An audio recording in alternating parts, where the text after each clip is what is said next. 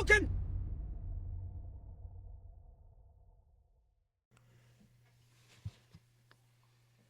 Ready to roll? Okie dokie.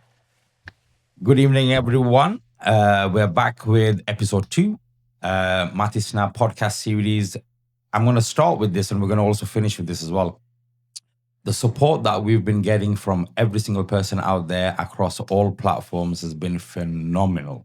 Like we're sitting and giggling with people's comments, is creating conversation, it's giving ideas. So keep those comments coming, like, subscribe. We're on TikTok, we're on YouTube, we're on Instagram, we're on Facebook. There will be other platforms that come along going forward as well. But today's a little bit of a special episode as well because we are on the eve of Al-Ramadan. And on the eve of Al-Ramadan, there's this thing called Moon Wars. And we're not on about Luke Skywalker or anything like that. Moon Wars between ourselves, between our communities, between our people. Sometimes it can get a bit tough. Sometimes it's quite humorous. People have started making these memes that go around every year now. But I think we're going to start with the Moon Wars. It'll be fun. It'll be a light-hearted conversation. We do have a guest with us today, but I'm not going to go into that. Somebody else can do the introducing of the guest if that's okay. Inshallah. Everybody else is here, same faces, same personalities. No one's grumpy, guys. So no one's actually grumpy, okay? Everyone's very light-hearted. Everyone's kind of humorous as well. But today's conversation will be quite fun. We're going to go back to the old days. Old as in O-L-D-E. Yeah, we're going to take you back to the old days and talk about some of our shared experiences, our lived experiences. It's kind of shaped us to be who we are. And this is what this platform is all about.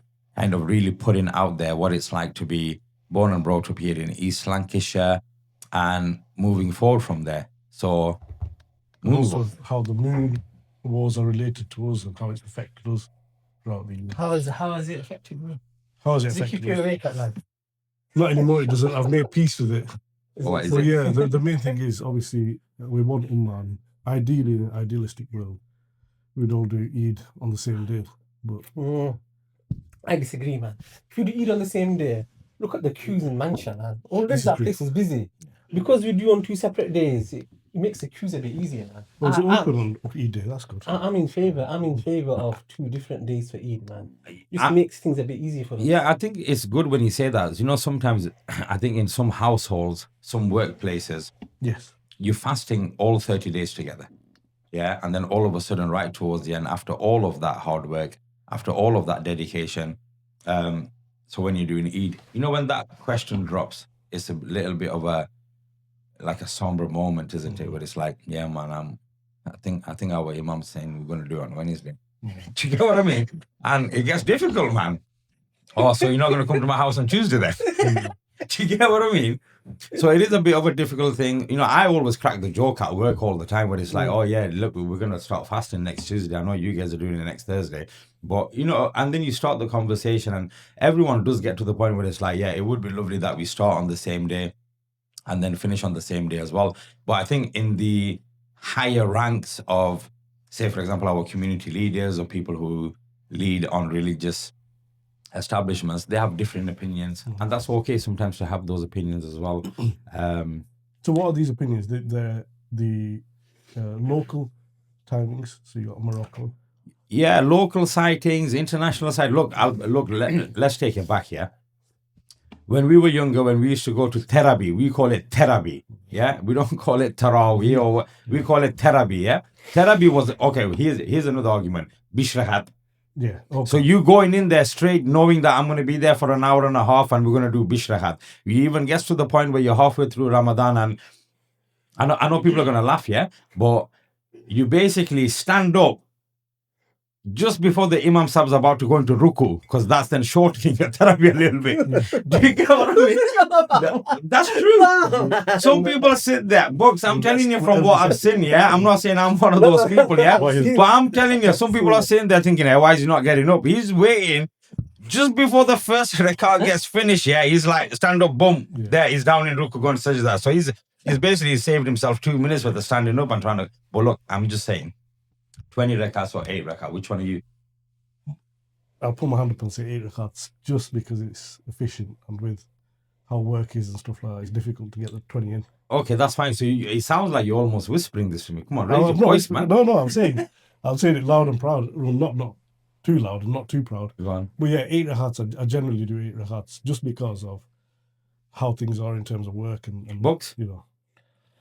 I don't know. I'm going to take a different position, Sal. I'm going to take a. Always throwing a spanner in the works. I'm going to have to take a. Always throwing a spanner in the works. I'm Go gonna have on. to throw a spanner in the works. I don't like this idea of, everyone doing it on one day, and that because we don't do it on one day, somehow there's something wrong with the ummah. I think that's wrong. Okay. I think that. Let me Explain a bit more. Let me explain why. Because you know what it is to. If you can't appreciate the beauty of doing Eid on different days, then I think it's your mind has been colonized by the inferior It's always getting heavy with this one. the inferior mindset, Western mindset. Western. Yeah, man, definitely. I'll tell you why. Because Muslims, right? Our view on reality is like 4D chess, right? We can think that there are two versions of reality that are opposite each other, and both of them can be correct at the same time. And for us, that's not like for a long time. For us, that's not a correct, innit? Like whether or not you put your hands up before you go into ruku or you don't, it's not a big deal, is it, man? Yeah, we think that what is the correct way of doing the namaz? There are different ways. There are different correct ways of doing namaz, right? It's only the imperialist, colonialist white man, right, that demands that there can only be one way of doing things. Okay, so before we go into those kind of politics again, yeah? It's not politics. Okay, fair enough. I think this might be a really nice entry into Introducing our friend of the podcast. Okay. My nephew, my flesh and blood, the bearer of my grandchildren, more or less. Perfume Stand's own Mr. Shalom. Yeah, we got oil. Are we doing a round of applause or what? Yeah, absolutely. Why not? Yes. But look, I'll throw the first one. Alam, from what you've heard us three say, look, we're not specialists, we're not scholars, we're just normal people who have been born and brought up here in East Lancashire. Based on what we've just said or what we're having a conversation about, we're not looking for any particular rulings here, but what's just how you feel about all of this. First of all, assalamu alaikum, everybody. My name is Muhammad Shah Alam, and I'm here today to support the podcast. Yeah, brilliant. Supervise you. Babysit. Take our names down, no, man. it's because that guy's a deviant. Yeah, no, it's because he's seen what's been happening in the green room. And the green room is basically a kitchen, guys. Is actually a full-on kitchen, so that's the green room. But anyway, Alam, going back to you, what do you think? I guess. Can I ask a more pointed question? Go on.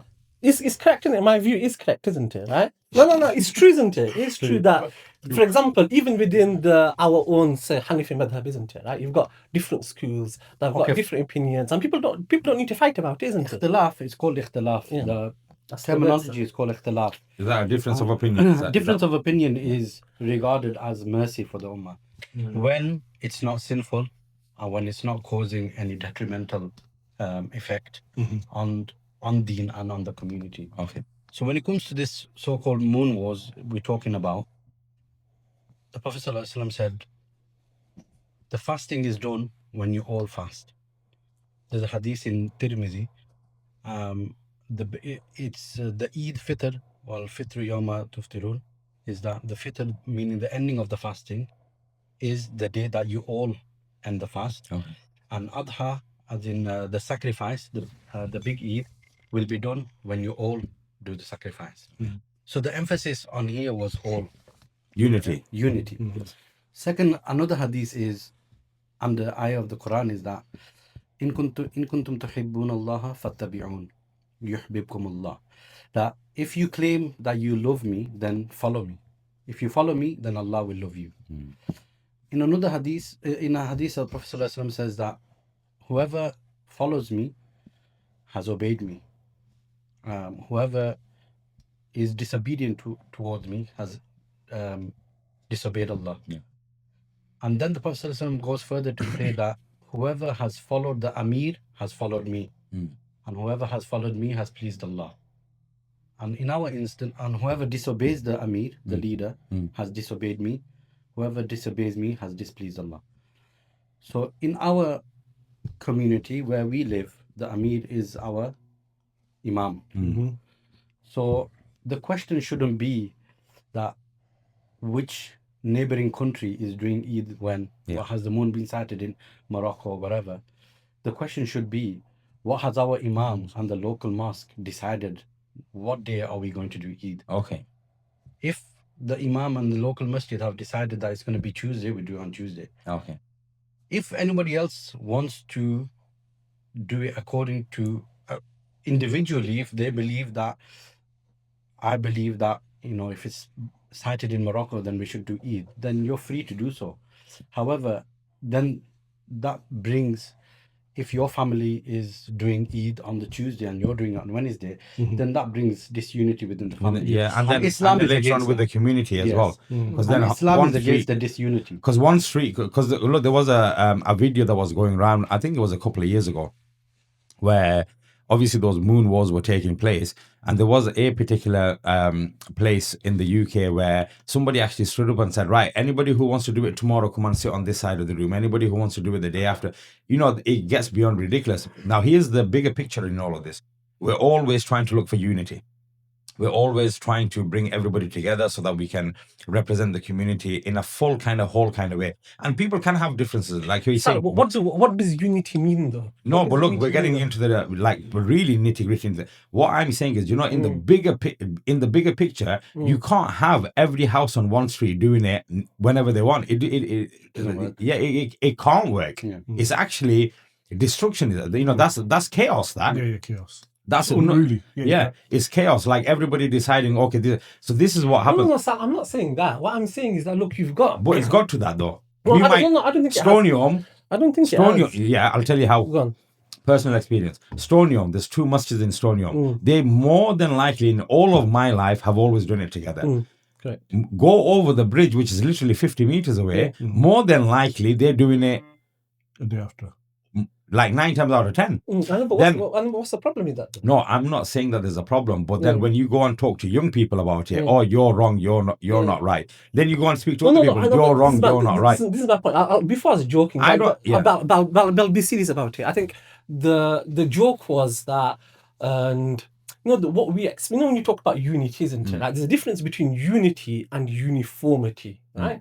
So unity, in my view, right, is that we base all our actions on Quran and Sunnah, isn't it? Right. Yeah. So if one mosque A does, uses the Quran and Sunnah and comes with result A, and mosque B uses Quran and Sunnah to do result B, for me that's beautiful, because it all flows from Quran and Sunnah. But It's then unity in that, not uniformity. And I agree with what you're just saying, yeah. But in reality, in its actual reality, what then starts to happen is, no, but your opinion is wrong. I know, but that's a bad mindset. We need to get out of that mindset. Yeah, the problem is it's not the layman saying that you're wrong.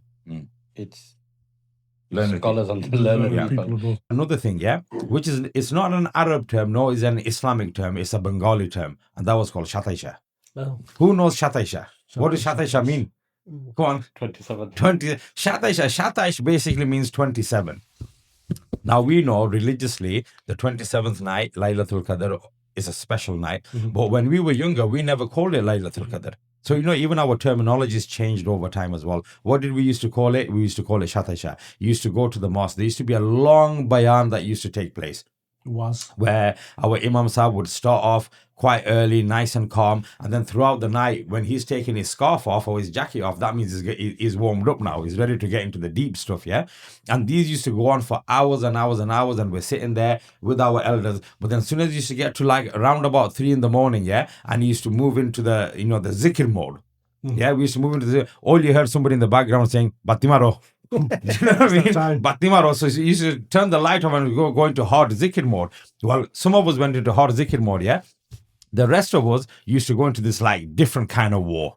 Yeah, and this war, you could get hurt in this war. Some people, if they were really traditional, they used to either bring tusha shinni, which we used to love, So tusha shinni is like it's made from semolina. It's like this soft thing. It's got What's the proper name for tusha shinni? Is it, I think? tusha shinni is called tusha shinni. Nah, man, it's like a halva, isn't it? It's like no, the halwa. No, You man. can call whatever you It's want. like You don't that. generalize it. Do Yeah. not do that. For Bengali people, folks. For Bengali people, it's I'm called tusha telling you, shinni. man. Somebody needs to tell me what the real name is. No, It's it's called. called- Listen, It's called tusha shinni. It's called Not tusha tusha shinni. Thank you. shinni. You That's know what this we whole call it. look. Halwa is you now kind of making it sound okay for the whole of the Indian I'm saying subcontinent. it's like a halva. It's similar, but look, let's not change Some it. things are sacred: bread and beans and tusha shinni. Tusha shinni, yeah. So Fried check bread this and out, yeah. beans. Tusha shinni, you knew. I'll tell you when you knew it was good, yeah. When it was nice and soft, and then it left oil on your hand, All over the yes, or ghee. So when you finish eating, you just do that, and then you put it in your face, yeah. I don't know about you. I never did that. No, I'm telling you, I've That's done it a few natural. times. But those things used to happen on a regular basis. People used to look forward to who's bringing what shinni. The kids used to eat it. They used to take it home. People at home used to eat it as well. Now, some people might sit there and think, yeah, tara musidi ga wata khortuni. But look, it was part and parcel of our childhood. That's what it was. You know, when the lights used to go off, used to mess about or Yeah, you know, enjoying being in the masjid. yeah, it's enjoying being in the masjid. It's And, sprinkled with rose water as well. oh yeah, that one as well. So as soon as you know, when we used to do Milad Sharif when we were younger, there used to be a moment where everyone used to stand up, yeah, which is fair enough. And then before you know it, the gulab jol used to come out. Gulab jol basically means rose water. That's basically what it is. So as part of that particular ritual, somebody used to stand there and basically just shake water on everybody. I don't know what it is. So yeah? bringing it back to the question in hand, as Alon said. Mm. So one of the key things that you said is maybe the scholarly people that are arguing Mm. about it. Because sometimes I get the feeling that they're arguing for the sake of arguing. That's right. They just, It's not the real and scholars, the is fact it? is that they like What's a debating. real scholar? No, I mean, like it's people that are on Twitter warriors, isn't it? Yeah, Right? Maybe, yeah. or maybe not. I don't know. Alon, you tell us. Is it Because this is people all on Twitter? settled. This is all like there's no debate. Or is on it, this. is it This all- actually this is scholarly all people? done. What I call them Not is people real that scholars, is it? The people- scientists, though. Yeah. The people who are putting it out there, whether they're in the moon or not, is a scientist, right? It's No, a science. no. What I call them. I'm saying, What do you mean? No, it's I'm not. saying where you Yeah. mentioned about Mm. where it stems from about whoever does Eid on a certain day and someone does it on another day. People saying we right and you're wrong, and Yeah. they're saying we right and you're wrong. That doesn't come from the. Who is it that's saying that then? Saying It's that- the keyboard warriors, man. It's normal people, isn't It's the it? keyboard It, warriors. it comes from some of the learned ones who want to intentionally cause influence or something like that, maybe. cause the separation. So I call Why them. they do that, I don't know, but I call them people that debate on mass. Yeah. So anyway. Because look, people are currency, right? Depending on who the scholar is, who the following is, you know, the bigger the crew, you know, we've seen some of these people in it, they have huge followings. Yeah, they're going out there making rulings and stuff like that. But you know, look, we still call ourselves laymen when it comes to religious understanding. We go to people like yourself and other people in the community to kind of guide us through all of that. Yeah, we're coming back to our learned people within the community who have gone and studied, who have gone and met with other people who have that particular network where they can, you know, discuss all of that, have discussions about it, find the common ground, and then transmit that information back to us. yeah. Now, even within ourselves as well, we also have blind followers as well that just will blanket, just do anything that comes forward. Maybe there does need to be more questioning from our community in regards to, okay, Imam Sahib, how did you come about this decision, or where did we get this ruling and it from? doesn't have to be controversial. It can be a normal discussion. If you don't understand something or you have a difference in opinion, go to the Imam You know, and speak with him. you know, and Sheikh, you know, a lot of the discussion about this has already taken place, isn't it? Like I remember, like again, obviously I'm not expert, but there's that hadith, isn't it? About it might not be a hadith, but there's an incident, isn't it? About they sight the moon in Damascus, but they didn't and Yeah, the accept Sahaba that went- sighting in Medina, isn't it? Yeah, So because- all of these discussions they've already been had, isn't it? Right? It's not like It's happened at the time of the It's not a new Sahaba as thing. well. it's not a new thing. not- isn't it's not a it? new thing. I think the only new thing is this one about calculating, isn't Yeah, it? calculations. Yeah. No, like people that follow those NASA whatever And tables, they're whatever, isn't predicting it? years to come, don't they? Yeah, I think some people have nothing better to do. Yeah, That's true as well. And, It's a thing, innit? It's a thing. Yeah. But on that one, Maybe if their name is attached to them decoding or debunking the myth, then it gives them some satisfaction. However, again, coming back to even Taraweeh, 8 rakats, 20 rakats, there's different terminologies for it. There's Qiyamul Layl, there's Tahajjud, to the point where the Prophet ﷺ actually stopped doing it in the masjid because he feared that if he carried it on, it'd become farz upon us. Okay. So to make it easy for us, so hang on a second, Sheikh. So you're saying that during Ramzan, the Prophet didn't go to the mosque, to the masjid every single night No. to do Taraweeh in Jamaat. No. Okay, Very then would you interesting. say that 8 The, rakats is the better 20 than, rakats came at the time of Hazrat Umar radiallahu anhu. would you say 8 rakats is better than 0 rakats? Any rakats is Any better. prayer is better than zero. Any I can sleep easy tonight. Thank you very much for that. No, I'm but, going around. but the person who does 8 rakats or 2 rakats or 4 rakats and leaves, he shouldn't be frowned upon. He shouldn't be looked down upon. Yeah. He might have farted and legged it. So, never mind. Who knows? but there is okay. No, Look, I'm alright like if that. we were to push Do this it until further, to Isha, I'm straight. but if we were to push this a little bit further, there is some establishments or some venues within the community that will only do 8 full stop. It's not a case of whether I'm going to go in as a worshipper, choose whether I'm going to do 8 today, 12 today. They just do 8, Yeah. and that's okay as well, is what you're saying. If that's what they've established as their community and their masjid, then that's up to them. Okay. But again, them people shouldn't say that the people who are doing 20 is wrong, or the people who are doing 20. Okay, so do you know when all of this came up on the screen, there was something that I wanted to ask as well. It's kind of similar to where Bukhari was going with this. that, who's doing what? Like when we grew up in our community, there used to be 30 Taraweehs that used to happen, or 29, however you want to put it across, and they used to recite the entire Quran throughout those 30 nights. Yeah. So now, if there's a masjid that's just doing 8, would there still? Is that one of the crucial things that needs to happen in Taraweeh, where you have to recite the And the entire? 8 rakats are quite long.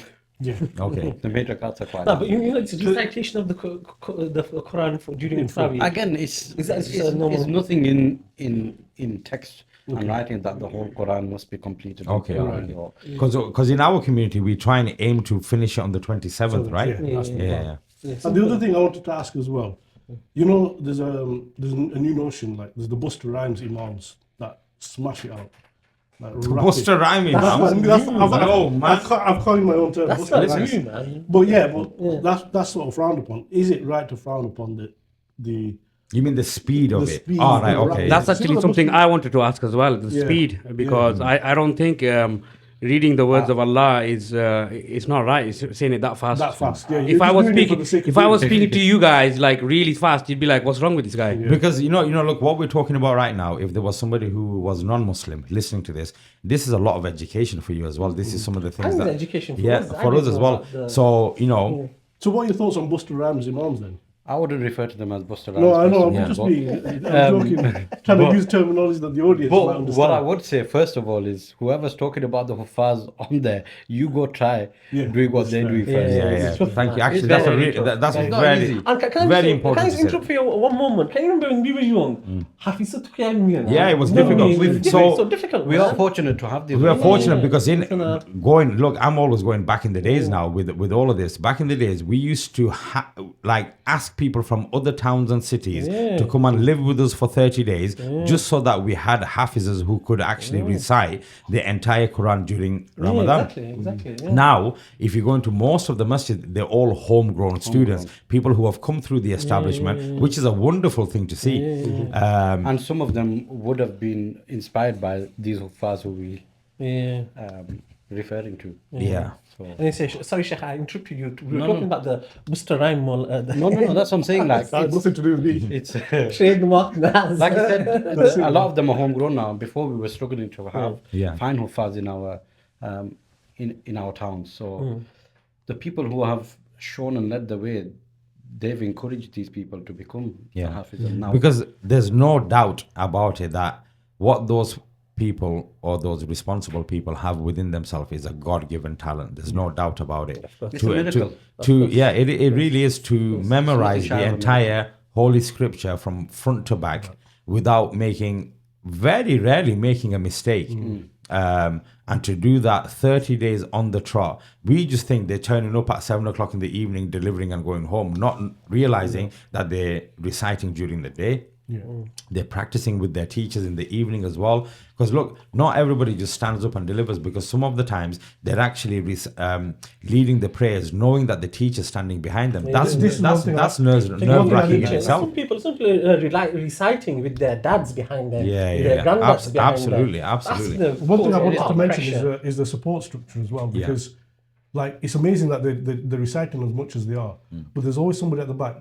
If there's an anomaly, there's a mistake or two, they pick it up like that. Yeah. There's no messing around. They're straight on it, and that is incredible. Not Yeah. just one person's recitation; it's the whole collective. Absolutely. Their understanding and their knowledge and how they've memorized it. And another amazing thing within the community that we're seeing is that these Hafiz are getting younger and younger by the day, which is wonderful to see that young people have given so much time and dedication to the whole. And the praying is getting a lot better. Better, yeah, absolutely they are. And now it's lovely that after, this is something that I've seen now as well happening more and more, that after the prayers finish, people want to spend time with those people as well, and they sit with them and have conversation and bring in snacks in and giving them further encouragement as well to say keep up the good work that you're doing. Because look, these young people, some of them are 14 years old, maybe even younger, they're already becoming that positive role model within the community 100%. to say that look at this wonderful talent that I have and anybody can do it, and this is how you can do it, and we're here to support you happen. So yeah, I mean, I know there's some of the experiences that we've had kind of be a little bit light-hearted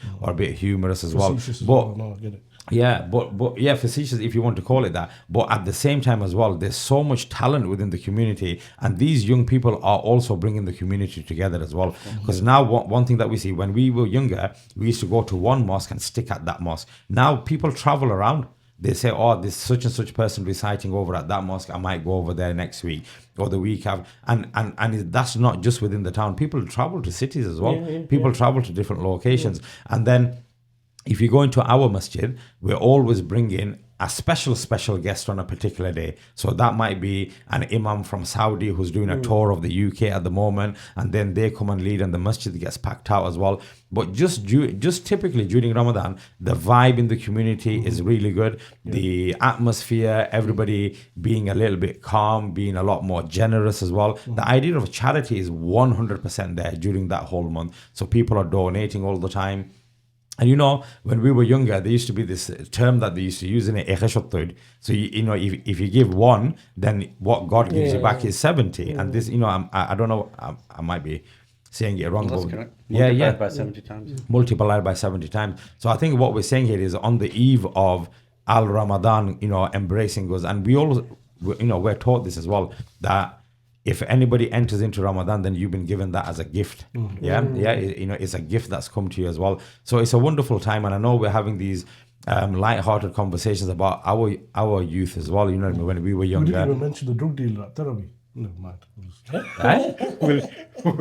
You see the drug dealer, the local drug dealer. Oh, you mean the local pharmacist or something? No, All right. there's him. We know who he is. Okay, yeah. Assalamu alaikum, by the way. But the actual drug Are you dealers. giving salam to your drug dealer? No, that's the next week. That's part 2. But part 1 is But honestly, look, I think coming Bringing back. it back to that, Yeah. when we're talking about Taraweeh, 8 rakats, 20 rakats, all this. One of the hadiths of the Prophet is that a person who stands with pure intention in Ramadan during the night, and he prays sincerely, then that person's sins are all forgiven. Yeah. So if you are, and then we talk about the huffaz and the each letter, you say multiplied by 70. Each letter that you listen to of the Quran is multiplied by 70. And then verses and then chapters and then the so entire imagine Quran. the amount of rewards that you're accumulating for yourself. So forget about other people who's reading 8 rakats, who's 20. You go and make the most of it yourself. Can I make a point as well on this? I think because one of the things that like when we debate 8 or 20 or whatever, I think one of the things that one of the issues that I see is we get this kind of anxiety, like this kind of, Ruzai say, isn't it, right? Yeah. So what I'm going to do is I'm going to do one khatam of the Quran. So every day I'm going to need to read one juz. I'm going to do 20 rakhats. We regiment it, yeah. Yeah, we regiment it. And the thing is, it's because obviously people are busy and life is difficult. You don't know exactly how things will work out. We have this kind of anxiety that, Ruza, I say, how are we going to survive it? How are we gonna? it's almost a dread, isn't it? Yeah, it's almost a dread. There's two things. One, which is like, how are we gonna survive the actual fasting? I need to, do my fata. Yeah, stay hydrated. And then Make sure do don't pass work, out. do all of these things, and also, how am I gonna do my ibadah, right? And I think for me anyway is that sometimes because you become so anxious about it, you actually it hinders your ability to do capture the benefits of Ramadan. You're spending more time worrying than actually doing. Well, part of that as well is, like, I know we've got Speakers Corner over in London, but here in, where we live, we've got Smokers Corner. Yeah. So the green boxes is where everyone's coming after Maghrib or open the fast. And, everyone's going to knock a quick fag and Talk then about the Illuminati. or whatever it is that they're going to talk about. And then they're quickly going home to finish off whatever food is left to be ate. So all of these things, I think, in every community exists. It definitely exists. And we have our conversations between ourselves. And look, even within my friend circle, we can have a discussion about it. But at the end of the day, whichever way our masjid goes, our local mosque goes, that's the way that we go. That's the way that I've seen it. And we have these difference of opinions and whatnot. But then, there is going to come a time where it's like, oh, well, they're all doing it on Tuesday, so I've got no choice. I've got to do it on Tuesday. Do you get what I mean? Whereas maybe the actual sighting didn't happen. Did it happen? Is there any evidence of it happening? Yeah. Because Or the people that I really wanted to do my Eid prayer with, they're doing it the day after, so I got to go and do it the day. There's all these conversations that happen to the point where there are some people within the community where within the same household, the husband's family is doing it on one day and the wife's family is doing it on another day. I've heard it. You know what I mean? We've heard it happen as well. So, they're celebrating Eid on both days, but you're only going on Tuesday because that side of the family is doing it on Tuesday because they go to that particular masjid. And then I'm doing it the next day because the other half of the family is going and doing it on the other side.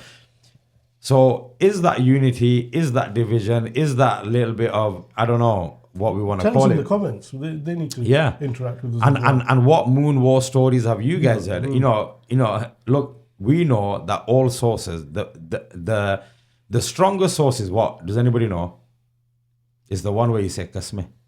No, double kasme. Do you know what I There's a mean? double and treble kasme as well. Do you get what I mean? The strongest source, wherever you go, when there's an argument, when they say, how do you know? The kasme, bro. What about Patan say kasande? But you know what I mean? Books, I know you're laughing about it, but that's the strongest source. No, I know, because What it's about Bengali? It's Say kasme. Allah Dua. Allah Dwai, Bishash Rabbi, Allah Dwai, Mar Khosom. All of these things used to come through when we were younger. That's how you kind of like, on Abe, he's not lying because he's not going to swear on his mum and then tell a lie. Yeah, exactly. He's not gonna swear. He's not gonna say Allah Dwai and then tell a lie. Do you know what I mean? But these things happen in it with young people, with older people. Bishash kor. You know what I mean? It's like, believe me, it's the truth. Yeah, no, but I'm going to say my point is there's no need to argue, man. There's no need to argue. I'll tell you something interesting, right? Which is Just before you move on, sorry, go ahead, Sheikh. I've got a little prescription for the problem that you mentioned before. Okay, this is a good one. No,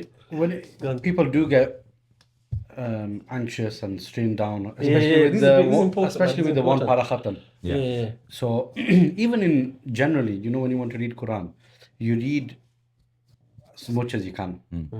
But if you really want to do the one para, so if you read between 5 to 6 pages after every namaz, you'll do a para a day. Yeah. So after every namaz, instead of trying to waste yourself out doing one para all at once, which is difficult, especially if some of us are visiting the Quran after a full year and in Ramadan we're opening it again. It's Try difficult. to it's difficult. So do 4 sides, 5 sides after each salah, and that will complete your one para. Bite size, Sheikh. Bite size. There is, like if you go into a place like London, there is these circles where there'll be somebody leading from the front and they'll be reading from the Quran, but then somebody else comes and sits along and then starts reading exactly the same. Yeah. And it's almost like reading it in chorus. I don't know where, some people could say that this is, it's bid'ah, it's never been done like that. That's not, but I'm saying it's bringing young people into the masjid. It's allowing them to participate in something that they normally don't get to do. And then once they get that confidence, because it is confidence, isn't it? Picking up the Quran and opening it up and reading it as like something that's a habit, it requires confidence for you to do that as well, because it's a spiritual thing, it's a religious thing, and you never want to show it any disrespect. So I was watching it on, I think it was on a TikTok video. I was watching it, but when you go and read into the comments, I swear to God, every single comment was like, where is this happening in my community? This should happen in my community. Where can I go to join something like this? And then everybody's sitting there and they're reciting, and it gets to a point, that shyness, it breaks away. Where, I'm sitting next to somebody who might not be as a good reader as me, but they're trying. And because they see that effort of trying, that effort of wanting to come and be part of it. In that room, honestly, when I watched that video, I'll share it with you guys as well as soon as I can find it. There must have been easily in the region of about 300 to 400 young people in there. So you can see that, it's a way of bringing people in.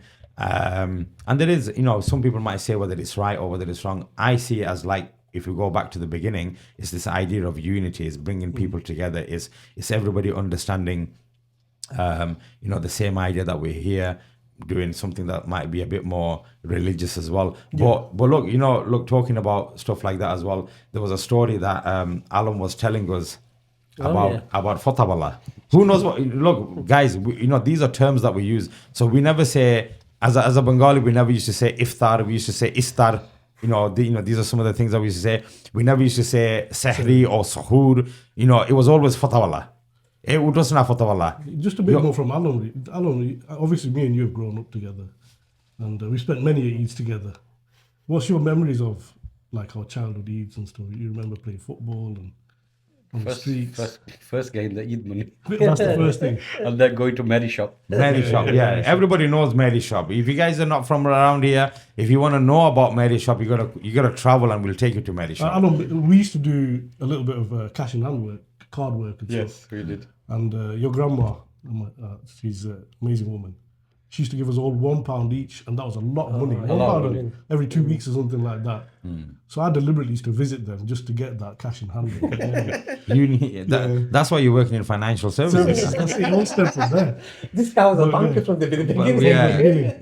Before I even had the qualifications. He's the one that coined that phrase. If you don't know your pennies, you'll never know your pounds. That's it. Do you know Look what I after mean? your pennies. And But the look, pounds look after them. young people, when we were younger, honestly, the first time when we started fasting, this is a good one. When we started fasting, we had it in our head that if you were to swallow your saliva, that's it, your fast is gone.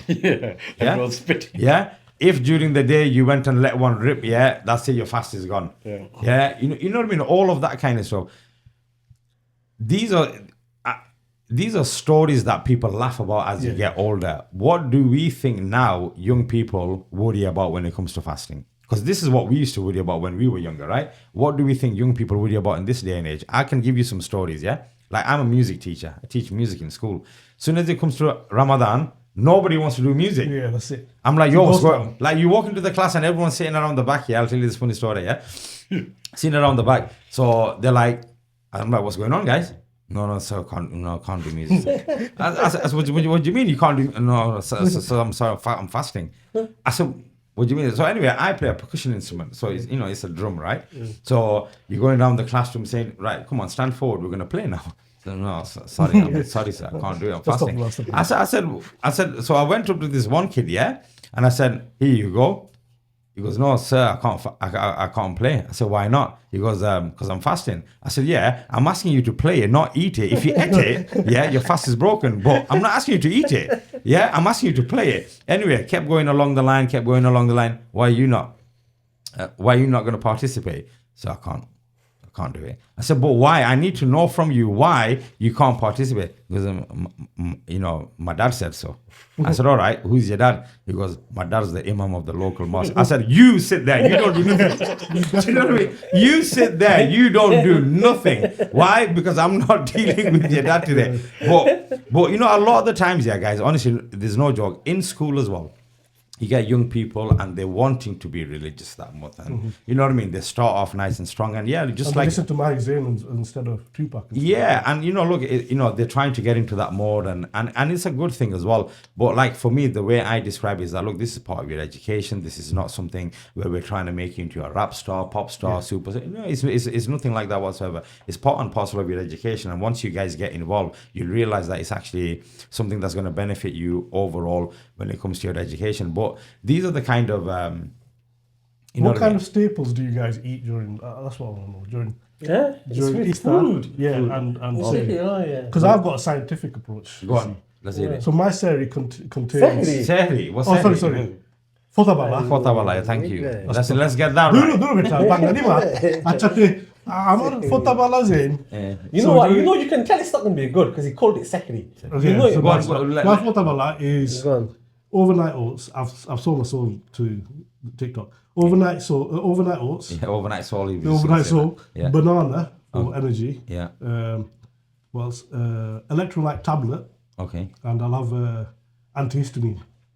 Do you know, for me, for that time, I do like going and picking from what was made during iftar time. Yeah, of course, and man. having Of it. course, of Yeah. course. So, you know, like sanabazi. Of course. Yeah. A couple of dalibora on the side. You know that tomato salad that Bengali people are really Classic. famous for, yeah? Tomato onions. Yeah, tomato, onions, yeah. And then every now and again, there might be a few spoons of little bit of, you know, soggy kisuri there as well. It just goes down really nicely. I know, Sal, you know, before we go, can you just tell him that you can enjoy yourself in Uzza? Like, You cakes can't. is an outlawed. No. You made it No, easier but though. taste Nah, makes man, the I bet he's got some blueberries in them overnight oats. You never know. that's- Once in a while, somebody accused me of it being a cheesecake once. I was very offended. It's not cheesecake. It's overnight You oats. can enjoy your food. No, the thing is- What's your thinking behind that particular? Because what it is, the next day, if you have a takeaway or you have pizza or something like that, it makes the next day's route so much more difficult. The day just doesn't go by because you're thirsty. Yeah. You're dehydrated. I'm sure you're saying it. No, I think now that we're getting older, if you have a pizza the night before, the next day you suffer, man. Bro, Big time. we can't afford any of these. Like I get. Anyway, okay, let's ask this. Alom, Go on. Iftar time, one item, top of the list. Tell me. Number one. Kisuri. Kisuri, okay. Kisuri. Bukhari, yeah. Kisuri. No, hold on. That's his one. The samosas. Okay, From samosa. Shah. Fakura. Pakoras, yeah? Yeah. Why you... Called Fakura. Fakura kita? Fakura? Kita What the hell? dalibora be. Dalibora, yeah. Dalibora. Look, for Fakura. me, Kisuri is not on Kisuri, by the way. Fiazi we used to. Fiazi, for me, it's definitely dalibora. Yeah, Dalibora. Yeah, definitely. I mean, you get the burps after, but they go The down. kebab burps are the worst. But do you use your dalibora and dunk it in your kisuri? Yeah, definitely. That's how that's- you do it. That's top tier stuff. Yeah, and the The dalibora needs kids to need be... to learn these things. The kisuri needs to be running. Yeah. Running, yeah. It can't be like stay for... What colour though? What colour? Yellow. Yellow. Yeah, Bit 100%. on the whitest side. Right. Okay, Sana, yeah, the Right. dark one or the normal white one? White. White, me as well, white. The dark one is better. We mix It's it up a too- little bit. It's too nutty, It's like yeah, crunchy. But I've succumbed to the white now. Too much The texture. white. The dark one's more healthy for you, though. Is it? Is It's it? tasty. That's what they all Let's do a say. mixed one now. The duck and the berry. Let's do the mixed one. But look, and then Fatawala, what's your top of the agenda? Bat and Gusbiran. Yeah. Seriously, Wallah. like that heavy? Jeez. Books, what about you? The classic, isn't it, man? You gotta have ambat, isn't it? With and Yeah, that as well. Yeah. That's a classic one. Okay, Isn't it? what about you? Before the Bat and Gustin, yeah, the Batis are there. Their family are known to be healthy. You know, like the healthy, Bengali healthy. Yeah, Sasa is proper healthy, innit? Yeah, but you know it. Yeah. All the Sasas are proper Yeah, healthy. innit? me, I don't. When we were younger, yeah, there was rice and curry at Fota time. But I think as we've kind of gone, I just dab into what's left from. Leftover. What about this Iftar. notion of these new kids? They don't wake up for fota. No, you have to wake up for that, man. My son Yeah, hang on, sleeps through the let's whole. actually. No, you should. You should be, yeah. Lazy, It's innit? Sunnah as well. So. It's So, Well, I and do. it's a difference in it. It's where you show the difference between how the Christians used to fast and Yes. the Jews used to fast. That the sehri is what differentiates. Differentiates. us. Shalom, Yeah. can you look down the pipe and tell your cousin he needs to wake up for fota every day? Straight up, my son. Yeah, he needs to. Because he sleeps through it. His sleep is more important than anything. Well, that's teenagers. Do you know, overall, all of these conversations that we're having, I think it's lovely for us to kind of rewind our memory as well and go back to what it was like when we were younger. You know, like how you're saying you've known Aaron for a long time, he's a family member as well. I remember Alon when he was a little baby just learning to walk, and then it used to be the backyard job, because at that time we used to all play in our backyard, and his house was like 3 or 4 houses away from mine. Everyone's back doors were open back then. Nobody used to lock the doors. No, nobody used to lock the doors, whether there's a back door or the front door. The No, did he? Yeah, the community.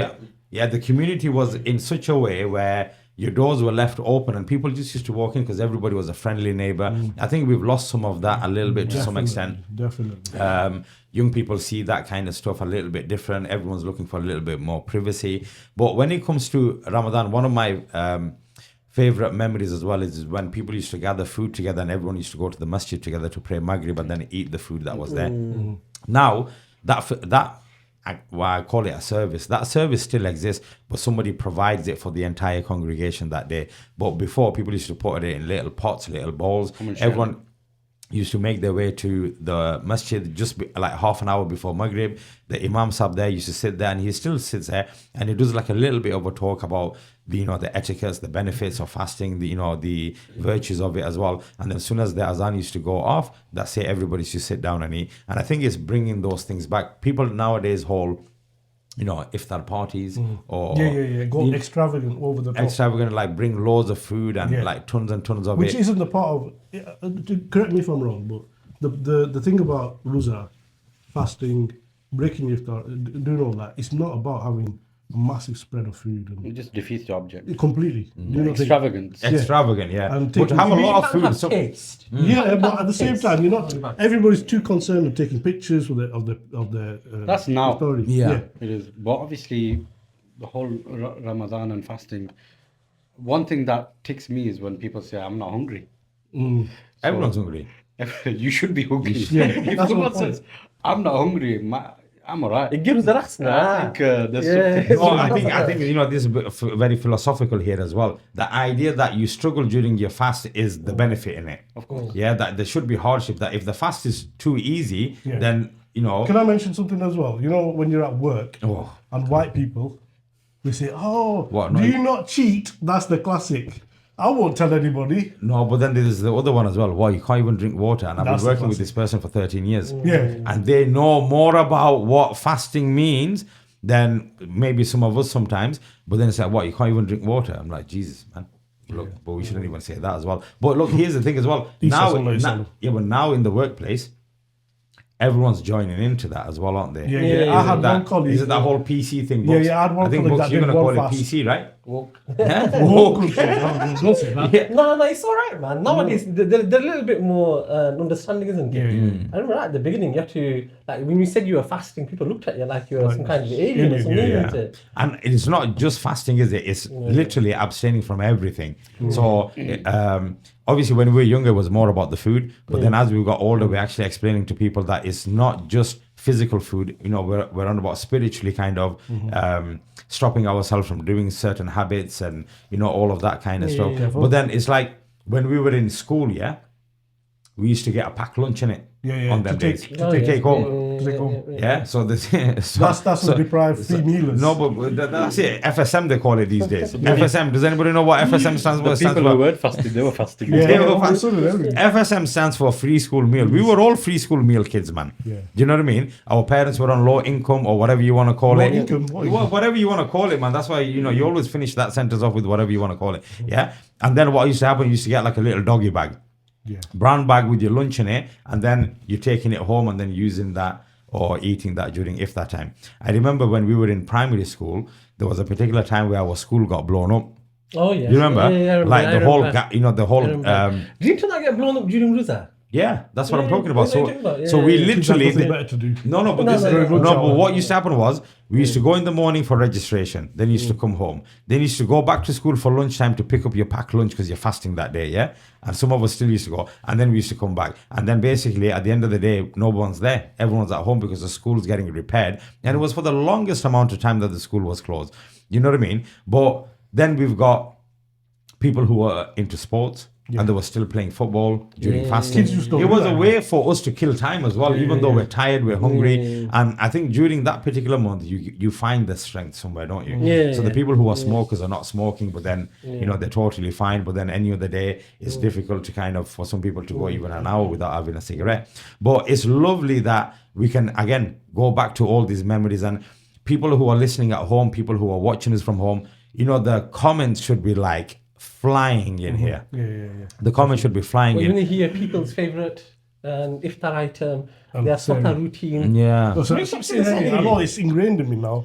Well, let me just. You've been colonized. Yeah, you colonized. It's colonized, man. No, look, this whole idea of fota, this whole idea of having istar, and then there's another thing, guys, in our community as well, especially in the Bengali community, and we, we don't want to forget this, is giving somebody istari. Oh, yeah. You know what I mean? Yeah, of course, of course. we know about, it's usually in it. Everyone's coming around. It's usually the son-in-law who's receiving it from the daughter-in-law, right? The daughter-in-law's The family. father-in-law, The father-in-law, sorry. yeah. So now in Bangladesh, there's a big discussion about all of this where it's like people can't afford to do it, but they have to do it because there's community backlash. There's all of this kind of stuff. Now this is 100% totally a cultural thing. It is 100%. There's no reward in it whatsoever. Yeah, with that, thought process, thinking, I have to give study. Do you know what I mean? So they bring in car full or van full or truckload of study, and people are having big events about it, to the point where they're inviting their friends and family to come around to say, make sure you come to my house because my son's study is coming. They say that, don't they? I know, but if you don't do it too extravagantly, there is like a beauty to it, isn't it, right? And there's big rewards for providing someone's iftar, isn't it, right, Sheikh? For people who need it, For the needy. I think that's the point. Look, wisdom, man. This is the wisdom that we're getting out from Along, yeah. Well, beautifully said, for the people that need it. And anyone who's receiving study, I'm sure are on the list of they don't need it in that way. And we're not judging the people out there that are having. We're not judging nobody. We're just calling it out what it is. If you're having extravagant iftari parties, invite us first, and then we will judge you after that. I'll tell you what, we'll do that segment in it. Invite us to your extravagant. Do you know what the Murabi would have been? The Murabis would have been saying to Prince right now, Mathis-Na. But look, these are things that happen in our community even today. They really do. And we are kind of growing out of it, or some people don't give it that much importance or significance. But within the elders of the community, why they sometimes feel bound to do it as well? Because they have conversations between themselves as well. Yeah. Yeah. They're sunny. You know what I mean? But it's these kind of things that we can have an open and frank conversation about and discussion about and say to our kids. And the funny thing is, you'll get this extravagant iftar, and then you'll be like, although they're up all night. And it is a lot of khushtu, isn't it? It is, it's platters and platters. We have to accept as well, a lot of it is out of love, isn't it? It's about, that's true. Isn't it? But in that khushtu, The sentiment behind it is really good. Exactly. And I think that's really beautiful. What we have. Can I ask the Sheikh the question? We've talked about, I think Sad, you're going in about the things that break the fast, isn't it? Right? Is there any so obviously during Rosa we have to be mindful of certain behaviors. Is there something, do you think, that we need to be more conscious of? Obviously we know that we shouldn't eat, right? But eat and drink. But is there some, from your opinion, that you see that the general public do that you think maybe we should be a bit more mindful of in order to preserve our fast? I think generally, obviously Ramadan is just for spiritual enhancement, bettering. But I think the people who don't fast, who don't need to fast, for example, those who are ill or they're not fasting, they should do that secretly. Rather than openly. What about accidentally openly? Like they're not deliberately doing it in your face. No. There's people like that who will do it on. I have this thing. But there are people who they know they're not fasting, and out of spite they'll eat in front of you. Not out of spite. They just do it as though it's okay for me. It's just a norm. It's a norm. Okay, but they should be more conscious. There's that. I made the news a few years back about some guy in, I think it was probably East London, where he was eating during Ramzan. I think it was a Bengali guy as well. He's eating, or Bangladeshi guy. He's eating during Ramzan, and then there's some people accosted him and said, "Why are you eating for?" And then he said, I think he said something like, "I'm an atheist" or something, right? And they beat him up, unfortunately. So, but I think, and but it is. I think there's I think that eating in front of somebody else. As a form of, malicious. That's obviously wrong. But then there's people as well, for example, who might not be fasting due to illness. But even those people, when they do go to eat, what you're saying is just do it in a way where you're not doing it in the face of somebody, or try and be a little bit more respectful with the fact that someone's working all day, grafting through, and then fasting as well. Because you're not fasting doesn't mean that it's lunchtime, I'll just sit there and eat in front of them, kind of thing. But I think all of those guys, if you were to look at it as a whole, if you kind of just bring it all back to right in the beginning, the idea of unity, that we all want to be together during Ramadan, that this idea of brotherhood and community spirit is always there. There's always this religious element being put out into the community about coming together, understanding that fasting is something that's very spiritual to yourselves, you know. And all these moon wars and 8 or 20, for me it's just good banter, really. I you know, I don't really take those kind of things, I wouldn't use the word seriously, but I don't take it to heart. I don't get offended when somebody says it's not important. no. I don't, yeah, It's not and I think there's more important things to worry about. Like every day in the masjids during Ramadan, you'll always hear these charity appeals that are happening, helping the more needy, the people who are vulnerable, or supporting a particular community, or there might even be an emergency appeal going around the world somewhere, where we're always, you know, told try and support as much as you can. It's not about the amount that you give; it's about getting behind the actual cause of it. So for me, I think these moon wars are great. I think, you know, talking about Istar and Fatawala is really good. I think during Ramadan, guys, we will be doing like an Istar special. I think we will be doing like a Fatah special. Some of the food that we've been talking about, maybe we bring it and present it and eat it while we're talking about how Ramadan is going for everybody.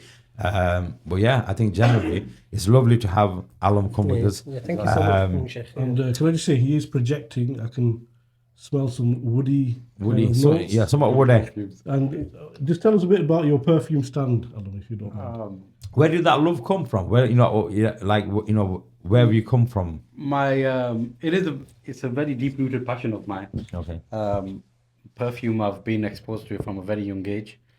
Going back to like my uncles and my father, who's in the hospitality trade. Yeah. Going back to the brutes. I remember going into my uncle's room and using Brute for the first time. Links Africa. Links Africa. Brute. Old And Spice. then, I used to go into my uncle Shuaib's room a lot. Yeah. Try to just find anything and everything and just use it. Yeah. And discovered a lot of perfumes in his room, and from there it just grew. Can I just chip in here a little bit? I don't want to excuse the pun chip, because oud is, you know, in chips as well, isn't it? As in like wood chips. Like, there was a time when I was saying this to you before as well, when I first smelled oud, this is going back a few years, and people were like, oh, this is, you know, it's an Arabian thing, it's an Arabian thing. And I kept going back to those people saying, look, when you keep saying this is an Arabian thing, where is in Arabia they growing oud? He goes, what do you mean growing? He goes, look, it's plant-based, right? So I went and did a bit of research, and it kept pointing me back into the direction of Assam. Now, Assam is a location, right? It's in between India and Bangladesh. It's, you know, people in Assam do speak Bangla, they speak Sylheti actually. So the more we did research, I went and found out that the oud itself is, you know, the actual scientific name is a bit weird, but in our culture, we call it agor. It's an agor gas, as in like agor tree, agor wood, yeah? Now, that particular word has been used in biblical scripture, it's been used in Islamic scripture as well, if you go back and, you know, do a little bit of research. So now, us as Bengali people, we have to realize as well, guys, and I'm putting it out there, because I have my own perfume brand as well, called Assam Aroma, and it's all based on oud. And that oud that we use, we actually bring it all the way from Bangladesh. So it's grown in Sylhet, in a particular area of Sylhet, the Moli Bazar district, and a very particular location within there, where the trees are grown. Now, many people don't know how oud is produced, yeah? So it's actually a tree that needs to get infected. It takes time, it takes years. That's why it's so expensive. Did you guys also know as well, when you go to buy oud, you buy it exactly the same way that you buy gold? So you weigh it, you have to weigh the oil, and you buy it exactly the same way. So, and they sell it in tulla as well. So, you know, when we say ek tulla, dui tulla, you actually go and buy that oil in tulla as well. So it's 11 ounces, one ek bori. Yeah. So that's how you go and actually buy the oil. I've actually been over to Bangladesh, gone to some of those distilleries, know people that actually produce the trees and stuff. And to think that this is all in Bangladesh, this is all in Sylhet, it's literally in our backyard. It's literally in our back garden. There's many people that grow the tree not wanting to even get the oil out of it. They just grow it because it's just a tree and it just grows. There's very little that you need to do for that to grow. Exactly the same way with tea, exactly the same way with shathora, with lemons. If you go into that particular part of the world, it just naturally grows. Now, if you go to Bangladesh and you ask people, why do these very expensive raw materials grow in that particular location? You know what the response is? the Povitra Mati. Basically, what they're saying is Sylhet is holy land. Yeah. They say because of Shah Jalal, because of him establishing himself here in Sylhet, the whole land is what we call Povitra. Povitra basically means holy. So there may be some truth in that. There may be just some myth or whatever. But Alom doing scent for the perfume stand. You can find him on Instagram. He's doing a lot of his reviews on What's your TikTok. Yeah, where can we find you? I really like this green one. If I wanted to purchase this from you, He just likes a how would I bottle. do it? I like the green one. What does that mean? I like the green one. There was only two there. Tax money, Lisa. How It's how called does the- one go about I'm purchasing on these TikTok, things? it's called the perfume stand. On Instagram, it's called the perfume stand. And if you ever want to purchase, just call or DM me. Yeah, and you're doing reviews of different perfumes, giving people your take on that. And I think it's a wonderful thing. If you go and look into the Bangladeshi community as well, guys, Sunnah Musk, which is a worldwide brand now, it's a worldwide brand. Sunnah Musk, based in London, them brothers, they started selling attar just at the back of their truck, back of their car at local events, whether it's a Ramadan event. They just do it very on a minimal basis. I think they're now one of the fastest growing perfume brands all around the world, and I think their company is valued at about 100 million now. So mashallah, the brothers are doing really well. And There's it's really Al Haramain as well. Al Haramain as well. So Al Haramain, that brand is actually from a person who's probably known as the richest person in Sylhet. That brand is everywhere around Arabia, and to think that he's Bangladeshi as well, it's good inspiration for us. It's not the idea of Bangladeshi people are boasting or all of that. There's Pakistani people who are doing perfumery as well. There's the Indian people who are doing it, and everybody who's doing it is inspiring the next generation to go forward and continue to do that. And like Alam said as well, perfume is a sunnah, right? Yeah, it's a sunnah. We love smelling like musk and oud and all these wonderful scents that you can go and pick anywhere around the What world. does it smell good and feel good? Smell good, feel good. Smell good, feel good. I think that's his the mantra. tagline. But Books, what you got to say to round this up, man? Well, I don't know, man. What's the There's a famous dua that it revolves around unity. Okay. It's Allahumma alif qulubana. That's how it starts off. So I just pray that Allah unifies our hearts, unifies our community, keeps us steadfast on the truth, Yeah. and safeguard us from misleading and misguiding trials and tribulations that may affect us, that which is apparent and that which is hidden. Alhamdulillah. That's a beautiful way of saying that. And Prince, what are you doing for Sehri? I did my first fast today. I always do. Is that why you came wearing your Shalwa Kabangas? Shalwa Kabangas. Prince walked in today wearing Shalwa Kabangas, Can right? you stand up and show us, please? Punjabi, Have no, you got it I've on? taken it off. Stand up and show us. I've had to put this in. Because it needs to get branding. Yeah, branding. Yeah, is key. Yeah, Branding But- before everything. Yeah, but I mean, Prince walked in today wearing Shalwa Kabangas, and we were like, "What's going on here?" Shalwa Kabangas. Actually, they both wore it, Bukhari and Yeah. that. No, What's but going on? Bukhari wears it quite often, Yeah. right? But when Prince come in today and he was wearing a Shalwa Kabangas, he goes, "I was fasting today." And first thing I thought in my head was, "Well, Ramadan already started." Do you know what I mean? He already started. The moon was before us. The term is Punjabi. Punjabi, yeah, Yeah, Punjabi. so remember that. Punjabi. Punjabi. Yeah, but it's not.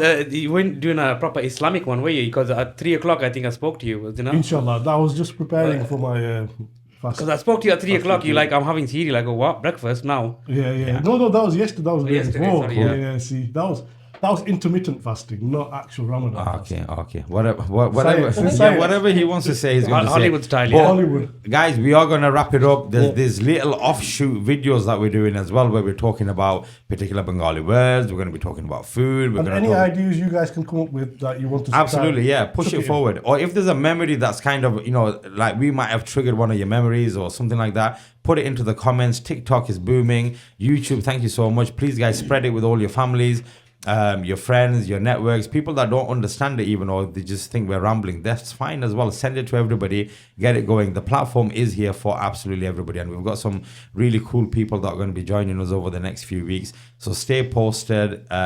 Soon, if you go onto our Instagram page, you'll find the links to all our different channels, guys. So the TikTok link is there, the Facebook link is there. Whichever platform you guys prefer, you'll find everything. But if you wanted to watch all the raw, unedited, uncut shoot of the entire series, you'll get that on YouTube. So just put it there in the background. Prince is thinking about putting it on Spotify as well. But hopefully, slowly but surely, all of these things will come together. We do want to wish everybody a wonderful Ramadan. Yeah, Ramadan please Mubarak. make it beneficial for yourselves, for your family, for everybody around you. Whichever day you start it, Whichever day you start to get involved in the charity work that's happening in your community, feed people, be fed as well. And if your sugar levels drop, then you know these they got these secret Lucozade tablets. Yeah, just knock one, yeah, and then you'll be totally fine. But until then, guys, assalamu alaikum. Thank you so much for watching. Thank you so much for your support. We'll be back.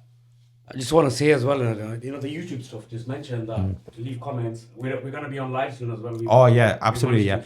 YouTube, we will be doing some live streaming as well. They won't be as long as the full shows that we're doing at the moment, but there will be some pop-ups as well. We've got some ideas of we're going to be popping up in different communities in different places. We don't know when that's going to happen, but it can happen anytime because we've got the live stream option now as well. So it'd be lovely if we can, you know, if there's people there, Whitechapel Station, if you want us to do a quick show there, give us a shout. But all of these kind of things, guys, you know, we can do this. We've got this really, you know, we had this really lovely comment come from a local young girl who works in the medical profession. I won't give it away by mentioning any names right now, but she really does want to come on and talk about her journey. And it's wonderful to see so many people from different parts of the community being encouraged now and have the confidence to say we want to come forward and talk about our journeys as well. So I'm going to say bye again. I'm going to say assalamu alaikum again. Everybody look after yourself and we will be back. Mathis-Na. Okay, Eid Mubarak.